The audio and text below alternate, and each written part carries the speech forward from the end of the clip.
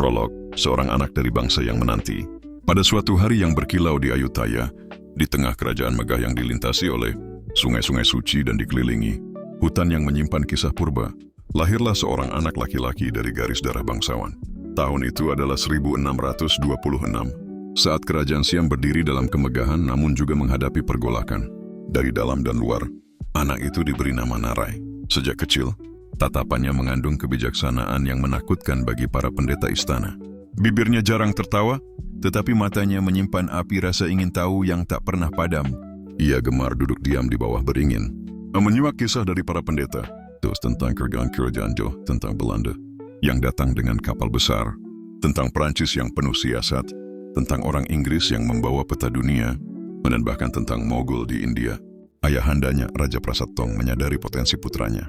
Maka Narai dikirim belajar pada para guru terbaik, pendeta Buddha, ahli bahasa Sanskerta dan Pali, ahli strategi perang, dan bahkan beberapa pelaut asing yang berani mengajarkan ilmu navigasi dan politik luar negeri. Bab 1, Jalan Menuju Takhta.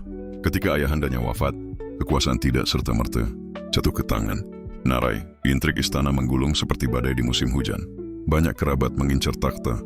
Perjuangan selama bertahun-tahun terjadi dalam bayang-bayang dan di ruang-ruang gelap istana. Namun Narai bukan hanya anak raja. Ia seorang ahli bicara, pemikir, dan yang paling penting, ia tahu kapan harus menunggu.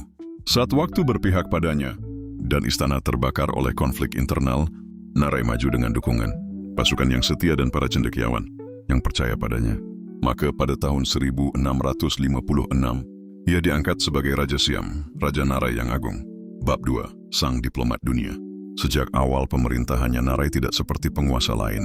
Ia tidak hanya memerintah dari singgasana, melainkan juga dari meja diplomasi. Ia paham bahwa dunia telah berubah. Bangsa-bangsa asing mulai datang ke Asia bukan hanya untuk berdagang, tetapi untuk menguasai. Maka satu demi satu ia undang para duta besar. Ia membuka pelabuhan Ayutthaya untuk Inggris, Belanda, Portugis, dan Prancis. Namun yang paling mencolok adalah kedekatannya dengan Prancis. Narai menjalin persahabatan erat dengan Raja Louis XIV, Sang Raja Matahari. Ia mengirim duta besar Siam ke Versailles, dan sebaliknya, menerima utusan Prancis bernama Chevalier de Chaumont dan Simon de la Loubère. Dengan langkah-langkah ini, Narai menjadikan Siam sebagai kekuatan diplomatik utama di Asia Tenggara. Ia menolak dominasi satu bangsa, Eropa atas kerajaannya, dan malah memainkan mereka satu sama lain, memanfaatkan ketegangan mereka demi keuntungan Siam. Ia mengangkat seorang penasihat asing, Konstantin Falcon, orang Yunani yang fasih dalam bahasa dan urusan internasional.